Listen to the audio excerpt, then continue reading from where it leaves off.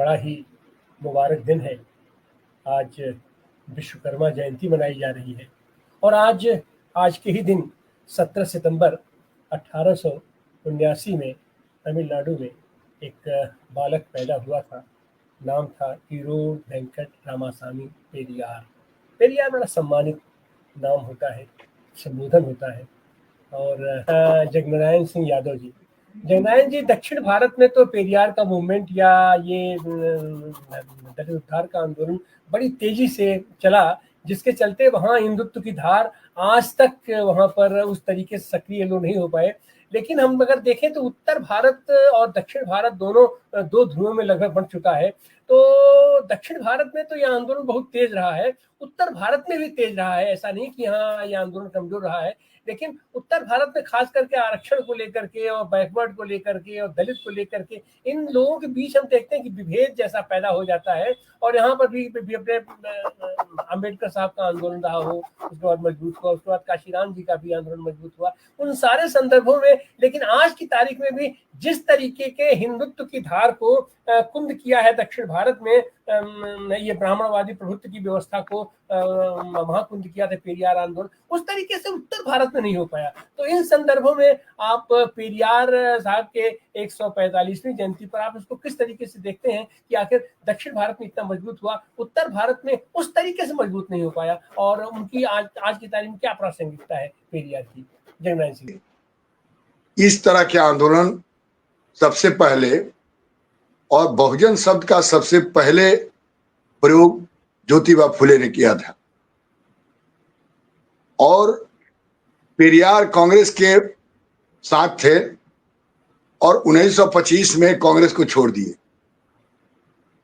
उनको लगा कि कांग्रेस समता की लड़ाई में, बराबरी की लड़ाई में खरा नहीं उतर रही है, तो उन्होंने कांग्रेस पार्टी को 1925 में छोड़ करके और एंटी ब्राह्मण मूवमेंट में शामिल हो गए। लेकिन उत्तर भारत में और दक्षिण भारत में जो लैंड सेटलमेंट एक्ट लागू हुआ 1789 में, दोनों में जमीन आसमान का अंतर हुआ। और कार्ल मार्क्स दुनिया का सबसे ज्यादा पढ़ने वाला, समाज विज्ञान का साइंटिफिक व्याख्या करने वाला, वैज्ञानिक व्याख्या करने वाला व्यक्ति, उसने कहा कि economic condition determine the course of history. आर्थिक विधाएं हर विधाओं को निर्धारित करती है। आज भी उसका परिणाम आपको देखने को मिल रहा है। तो पेरियार साहब ने एक एथनिक वर्ड है जिसका हिंदी विजातीय कहा जाता है।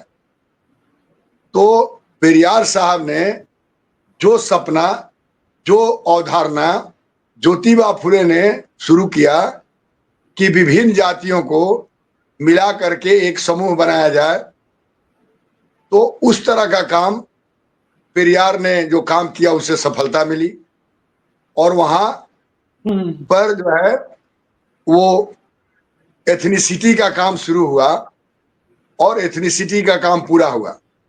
वहां पर विभिन्न जातियां नहीं है, यहाँ पर तो जातियों का अंबार है। और यहाँ का लैंड सेटलमेंट हुआ तो ये सेटलमेंट एरिया के नाम से जाना जाता है।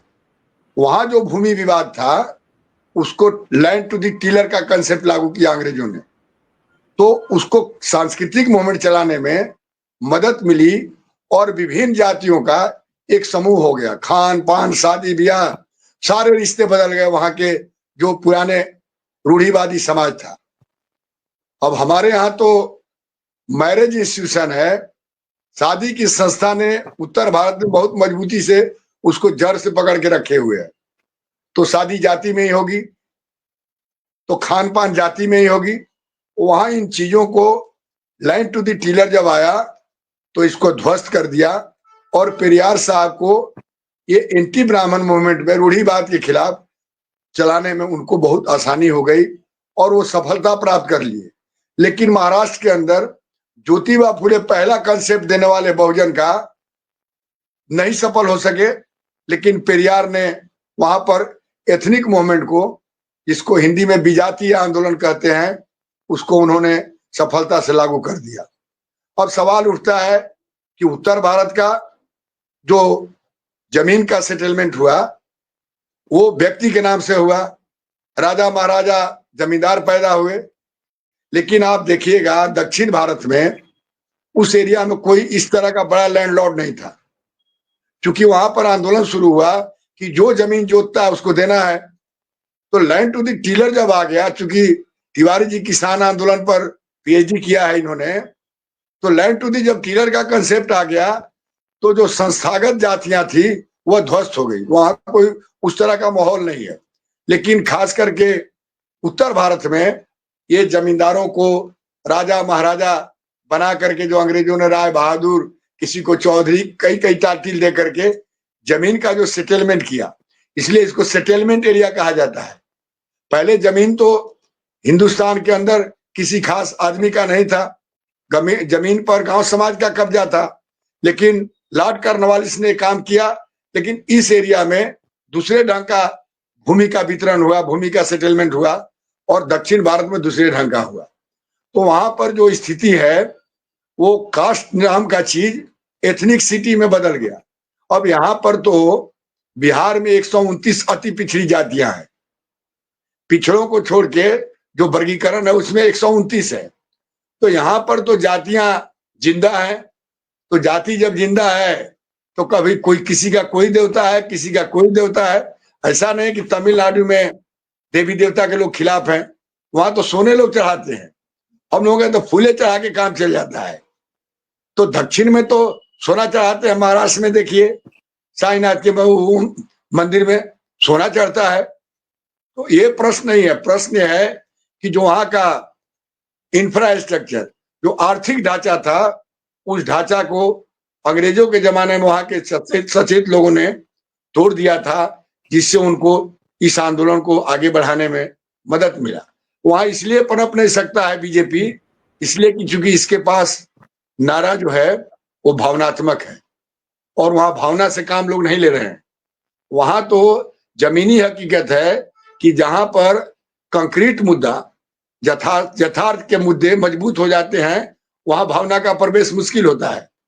यहाँ पर तो उत्तर भारत में यथार्थ के मुद्दे कमजोर हैं, और कंक्रीट मुद्दा कमजोर होने से जाति का न्यूक्लियस बना करके यहाँ पार्टियां गठित हो रही है। यहाँ जाति का न्यूक्लियस है, जिस पार्टी है उसका एक न्यूक्लियस है, और उसी के पेरी फेरी में पूरे जो है पॉलिटिक्स घूमते रहता है, चाहे यूपी हो, बिहार हो, महाराष्ट्र हो।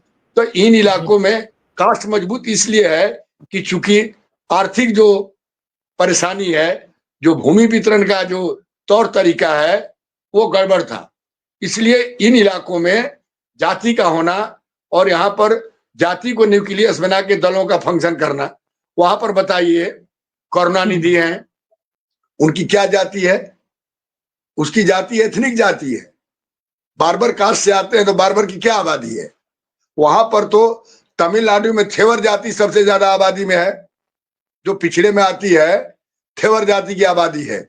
अब कभी कभी चांस बस शेड्यूल कास्ट, अनुसूचित जाति और थेवर में भी संघर्ष होते रहते हैं।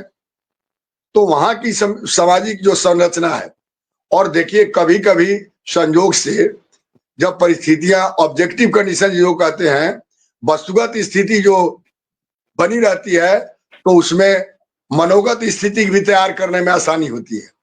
हम जाति को तोड़ना चाहते हैं, उत्तर भारत में कोई आदमी नहीं बोलता है कि जाति को रखा जाए, सब बोलता है कि जाति को तोड़ा जाए, भ्रष्टाचार को मिटाया जाए। इसको जोड़ कौन रहा है भाई?